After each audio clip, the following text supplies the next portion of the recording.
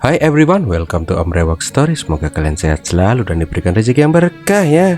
Kali ini Om akan membahas alur cerita trailer Psikopat yuk. Film yang berjudul K13 ini mengisahkan tentang seorang pemuda yang bekerja sebagai sutradara tiba-tiba terbangun di sebuah apartemen dengan tubuh diikat-ikat kayak bacang. Tapi masalahnya di kamar apartemen itu juga ada mayat seorang cewek cantik yang tidak dia kenal sama sekali. Berbagai macam cara dia lakukan untuk keluar dari situasi itu. Nah, mau tahu gimana keseruan film ini? Gas kuy, bemper Om Rewok Story.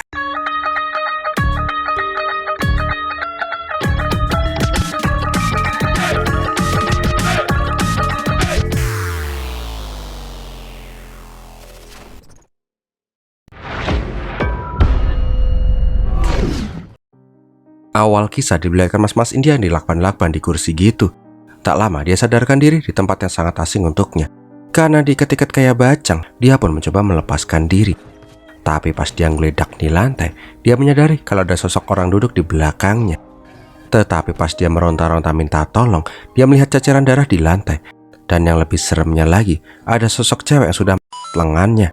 Melihat sosok cewek cantik yang tangannya berlumuran darah seperti itu, Madi pun langsung mengingat samar-samar tentang sosok cewek itu. Ternyata sosok cewek cantik itu terlihat seperti cewek yang ditemuin di klub semalam. Diperlihatkan juga si Madi mencoba mendekati cewek cantik itu. Gayung pun bersambut, Malar pun merespon si Madi. Intinya abis itu mereka pun goyang-goyang gitulah di klub sambil mabuk congyak.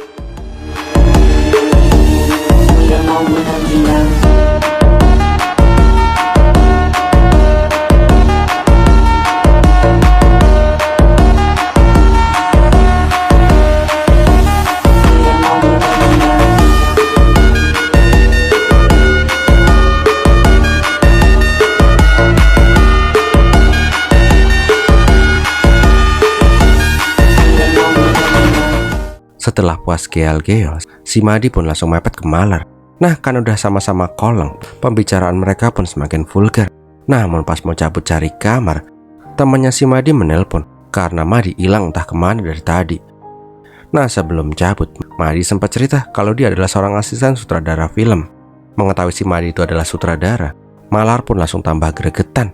Intinya sih, si Madi ngajak Malar untuk cari tempat yang sepi, di bawah flyover contohnya, atau di semak-semak kebun.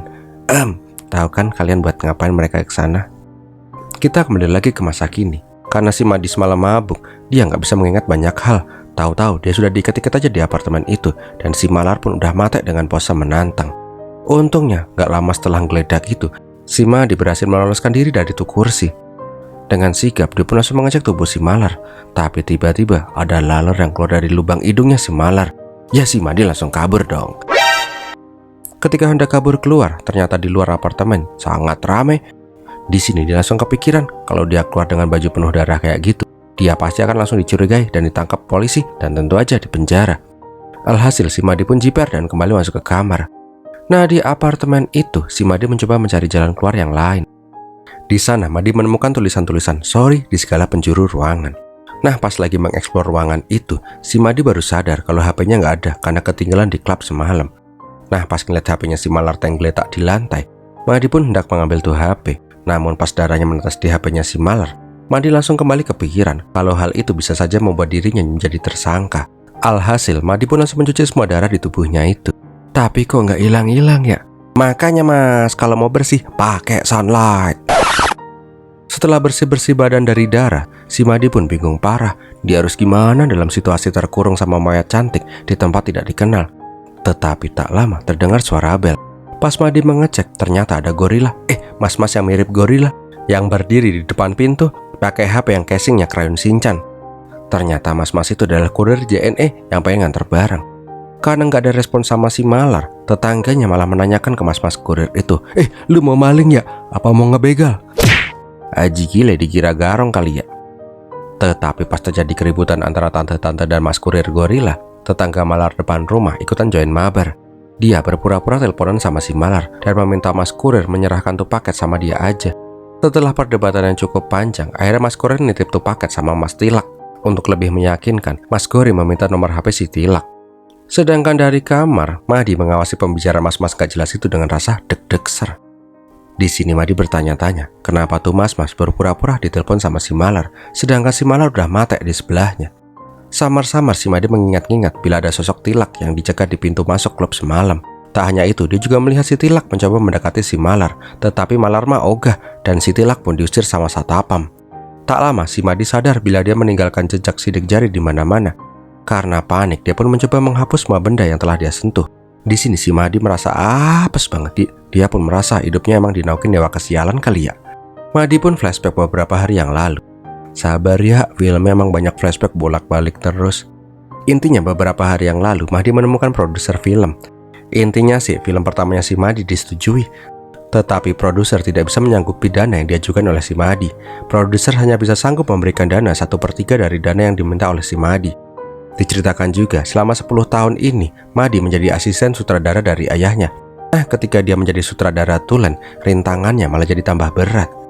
Di rumah, Madi pun merasa depresi, mumet, galau, belekan, dan ileren. Tapi pas lagi asik-asiknya sedih, teman-temannya si Madi malah ngeloyor masuk.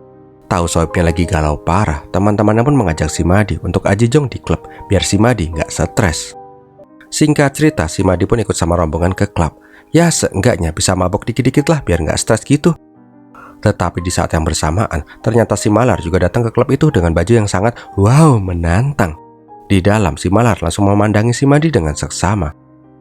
Kita kembali lagi ke masa kini. Si Madi sebel banget. Kenapa si Malar yang dia gak kenal bisa menyeret dia ke dalam situasi seperti ini? Pokoknya si Madi tuh ngamuk-ngamuk sendiri. Dasar cewek gak jelas, gue cekek lu ya. Aduh lupa, lu kan udah mati ya. Ngapain juga dicekek? Intinya sih, si Madi bingung parah. Karena karir film yang bisa ambiar kalau dia sampai ketahuan sekamar sama cewek yang udah mati dengan berlumuran darah.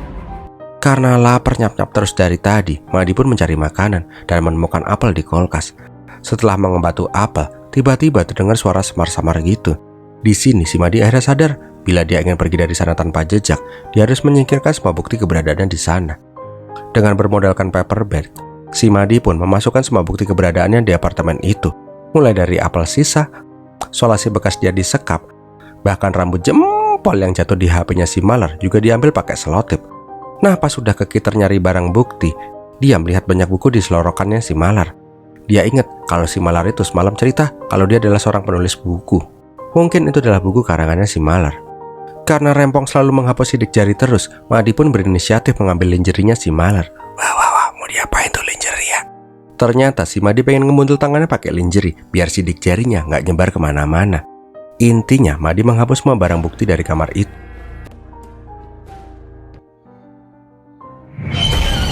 Bangke, duh om kaget, om kirain demitnya keluar.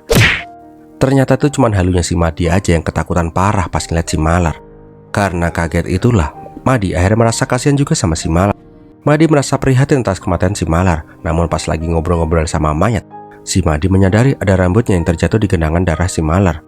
Walaupun jijik dan mual, Malar pun mencoba mengambil rambut jemari itu. Tetapi karena bau darah itu anyer banget, semprot deodoran dulu lah biar wangi. Nah, untuk meredakan rasa tegang dan mualnya, si Madi pun malah ngobrol sama si Malar. Pas mentalnya udah kuat, dia pun berhasil mengambil rambut jemarinya itu. Bahkan untuk lebih menyamarkannya lagi, si Madi menyekat tangan si Malar. Nggak lupa, dia juga memberanikan diri untuk menyekat darah dari tangan tersayatnya si Malar. Karena mengingat tadi dia nyelongop ke genangan darah, Madi pun langsung membaringkan si Malar ke lantai dan langsung mengoyak-oyakkan tangannya si Malar ke darahnya sendiri, agar seolah-olah Malar mati dengan cara berbaring. Di sini Madi membulatkan tekadnya, pokoknya dia harus bisa keluar dari apartemen itu tanpa ketahuan. Gak lama diperlihatkan di kamar depan, kamarnya Tilak, dia kedatangan teknisi kursi. Karena tuh orang membetulkan kursi Tilak yang rusak di lorong apartemen, ya si Madi jadi tambah gak bisa kemana-mana dong. Sialnya lagi pas pengen lompat dari jendela, Madi menyadari kalau apartemen itu berada di lantai paling atas, yaitu lantai 20. Kepleset sedikit aja, jadi dadar gulung deh lu. Pas si Madi lagi galau, tiba-tiba situasi tambah jadi kacau. Ketika tiba-tiba polisi datang ke sana. Ternyata polisi datang ke sana karena ada pengerusakan CCTV di lantai itu. Nah, di sini Bu Polwan menanyakan siapa saja penghuni lantai itu satu persatu. Ketika semua penghuni keluar, Bu Polwan menanyakan lagi siapa penghuni kamar K13. Nah, di sini penghuni yang lain malah saling berdebat. Tilak bilang si Malar pergi dari kemarin, jadi kamarnya kosong. Sedangkan Tata yang tadi ribut sama kurir Gori mengatakan kalau mobilnya Malar ada kok di basement parkiran. Jelaslah si Madi jadi jiper parah. Di sini Mbak Kriwal juga menunjukkan hasil rekaman CCTV sebelum dirusak. Diperlihatkan bila tuh kamera dirusak pakai kampak. Intinya penghuni di sana malah saling ribut masing-masing. Ada yang bilang CCTV-nya rusak karena bocil-bocil komplek yang bangor. Ada juga yang bilang kalau maling yang rusak itu. Bahkan ada yang bilang kalau demit penasaran yang ikut join mabar. Ih, serem. Tetapi keanehannya lagi, pas ditanyain di mana Malar memarkirkan mobilnya, ternyata tempat Malar parkir, CCTV-nya juga sudah rusak selama beberapa hari ini. Karena sedikit mencurigakan, tetangga Malar disuruh menelpon si Malar, tetapi karena nggak ada jawaban, polisi menyuruh pengurus apartemen untuk mengambil kunci cadangan kamarnya si Malar. Di sini Bu Polwan juga menanyakan dengan siapa Malar tinggal selama ini. Tetangganya bilang kemarin-kemarin sih dia tinggal bersama adiknya yang bernama Parvita. Sekarang Parvita udah nggak tinggal lagi di sana. Nah, nggak lama Parvita ditelepon sama Mbak Kriwil. Intinya sih Bu Polwan pengen si Parvita membuka kamarnya kakaknya itu. Namun si Parvita nggak bisa sekarang. Dia lagi perjalanan keluar kota, paling cepat ya nanti malam. Tetapi pas telepon ditutup, si Parvita mengingat-ingat kejadian beberapa hari yang lalu bersama kakaknya. Diperlihatkan bila ada seorang cowok yang marah-marah kepada Malar dan Parvita. Bahkan tuh cowok nunjuk-nunjuk dan bilang si Parvita itu adalah pengkhianat dan murahan. Scene kemudian diperlihatkan bila Parvita menghancurkan foto mereka berdua karena kesal. Ada apakah gerangan dengan Parvita dan Malar? Wah, tambah penasaran nih siapa yang membunuh si Malar.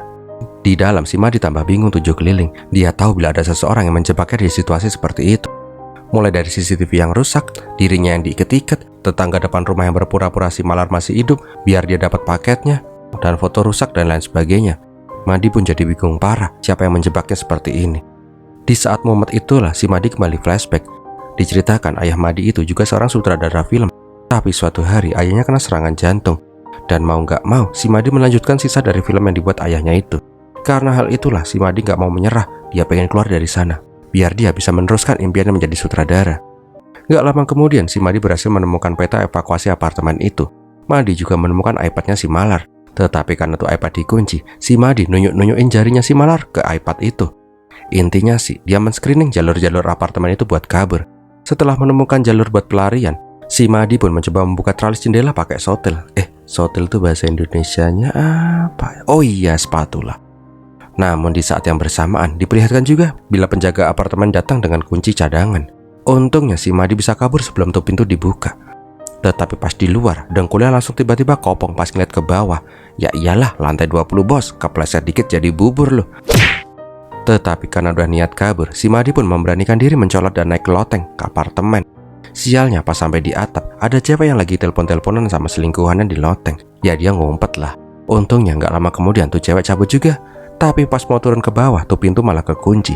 Ketika udah nunggu lama di atas loteng, terlihat ada emak-emak rumpi yang pengen ngerumpi sambil jemurin. Mau kabur ada jalanannya. Udah kayak sinetron aja sih. Pas ngeliat ventilasi udara, si Madi ternyata bisa melihat kondisi lorong apartemennya si Malar. Ternyata kunci yang dibawa penjaga nggak bisa membuka tuh pintu kamar K13. Ketika melihat peluang ini, si Madi pun berniat kabur. Sialnya, tuh sotel malah jatuh terjun bebas, hampir aja jatuhin kakek-kakek. Karena mencoba kabur juga nggak bisa, si Madi pun kembali masuk ke kamarnya Malar lagi. Madi yang menyadari kalau para polisi lagi pada pergi ke basement untuk mengecek CCTV yang rusak di sana, si Madi pun langsung keluar dan langsung nyikat tuh HP montir kursi yang kebetulan lagi dicas. Duh, hampir aja tuh pintu ketutup. Tapi kalau dia bisa keluar dan nggak ada orang di situ kan, kenapa dia nggak cabut keluar aja malah masuk lagi? Bodoh lah. Di sini Madi pun mengingat-ingat nomor telepon si Tilak. Madi berpura-pura menjadi kurir yang tadi. Intinya sih, Madi membuat seolah-olah dia ingin bertemu dengan si Tilak di pintu gerbang agar si Madi bisa mengulur waktu. Ganjel sih biar nggak ketutup. Madi yang penasaran sama si Tilak pengen mencari bukti kenapa si Tilak berbohong tadi. Nah, pas melihat tong sampahnya si Tilak, Madi melihat paket yang tadi dianterin malah dibuang.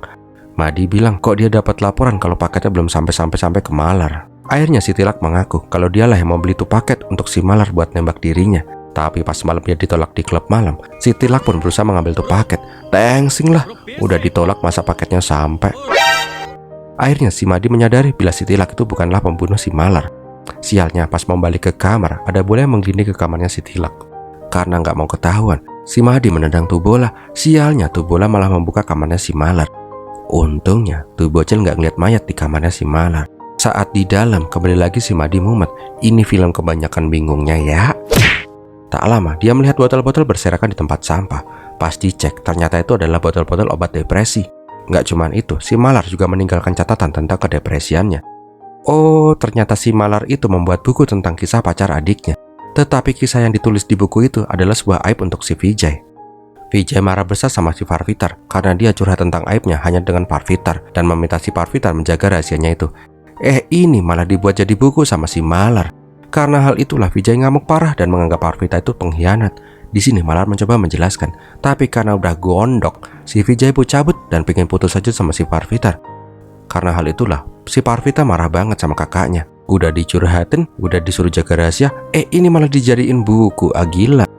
Di saat itulah si Parvita memutuskan untuk pergi dari apartemen itu untuk meninggalkan kakak bangkainya itu. Karena hal itulah Malar menjadi depresi karena dia ditinggal satu-satunya adik yang dia sayangi. Malar pun mulai mengunci diri dan membuat kata-kata sorry di segala penjuru kamar. Karena depresi itulah Malar pun sama sekali nggak bisa punya inspirasi untuk karya terbarunya. Berhari-hari si Malar hidup nggak tenang, makan pun nggak pules. Diperlihatkan pas Madi ngudal-ngudal isi lemari si Malar, dia melihat sebuah pamflet, sebuah klinik depresi yang ternyata pernah dikunjungin sama si Madi. Duh, flashback lagi, maju mundur terus. Diceritakan beberapa waktu yang lalu, si Madi merasa depresi karena film-filmnya nggak jadi-jadi. Dia pun mengunjungi sebuah klinik untuk tekanan mental. Pak psikiater menyarankan si Madi ngobrol sama sesama pasien di sana, biar sama-sama tambah depresi. Biar sama-sama saling mendengarkan maksud om. Ternyata yang diajak ngobrol di balik kaca itu adalah si Malar. Di sini mereka saling bercerita tentang kehidupan mereka masing-masing dan kenapa mereka bisa sampai depresi seperti sekarang. Madi bercerita kalau dia mempunyai mimpi sebagai sutradara terkenal, tetapi apalah daya, dia mepet inspirasinya. Dia berharap bisa menemukan inspirasi untuk film terbarunya. Tetapi keanehan terjadi ketika si Madi memberikan tahu namanya, tiba-tiba si Malar langsung pergi ngelayar begitu aja, yang membuat si Madi menjadi bingung sendiri. Nah, di saat ini, si Madi juga membuka sosial media si Malar. Dan anehnya, si Malar itu udah nge-follow si Madi dari kapan tahu. Nggak cuma nge-follow, ternyata pas Madi diwawancara untuk perilisan filmnya yang lama, Madi menyadari bila si Malar juga berada di sana.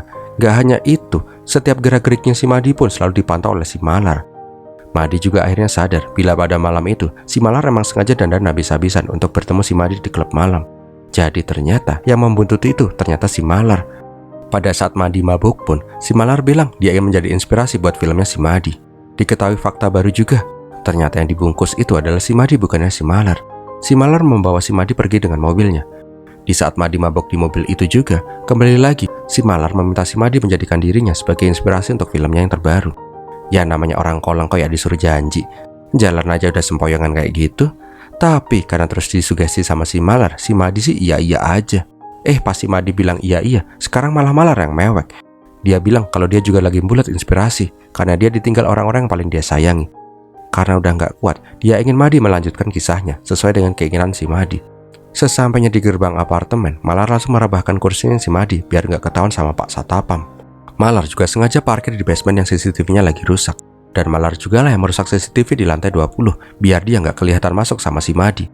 Di dalam kamar, si Malar kembali mengatakan dia ingin berguna buat si Madi dan menjadi inspirasi seumur hidupnya. Setelah itu si Malar memakaikan handphone ke Madi dan ngubet-ngubetin solasi ke Madi yang udah tepar parah. Di saat itu juga lah si Malar sendiri hingga mati. Intinya sih, si Malar pengen kisah hidupnya disampaikan oleh film yang akan dibuat oleh si Madi. Tapi gimana membuat film kalau sekarang aja si Madi harus kejebak di situasi kayak gini?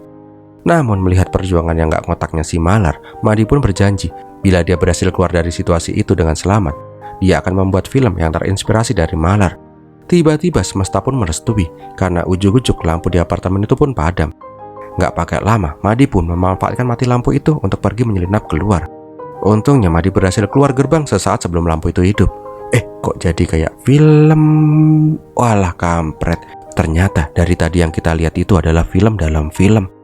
Diperlihatkan juga sutradara film itu yang bernama asli Dilip. Gak cuman itu, juga diperlihatkan bintang film yang menjadi Malar. Walah, tadi itu cuman film toh. Anehnya walaupun film Dilip sangat sukses di pasaran, tapi si Dilip malah memilih pergi dari gala premier film K13 itu. Orang-orang pun beranggapan Dilip pergi karena mungkin Dilip tidak kuat melihat film yang dibuat karena itu adalah kisah pengalaman pribadinya sendiri. Tapi bangkainya, fakta berkata lain. Ternyata, ceritanya gimana ya? Intinya sih, film yang tadi kita lihat itu bertolak belakang banget sama pengalaman si Dilip yang sesungguhnya. Diperlihatkan bila si Dilip lah yang mengawasi seorang gadis yang bernama asli Malar.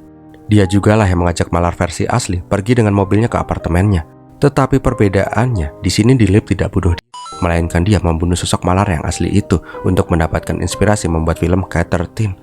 Wah, ini mah sakit nih orang, psikopat akut. Dan ternyata filmnya pun berakhir. Wow, gimana film ini sob? Plot twist nggak sih? BTW, nih film muter-muter banget ya. Semoga kalian pada paham ya apa yang Om jelaskan. Kalau nggak paham, ya udah nonton film Om yang lain aja deh. So gitu dulu aja ya, Om Berbox pamit dulu. Terima kasih sudah menonton sampai di detik ini. Sampai ketemu di video Om selanjutnya. Dan Birmilatihin.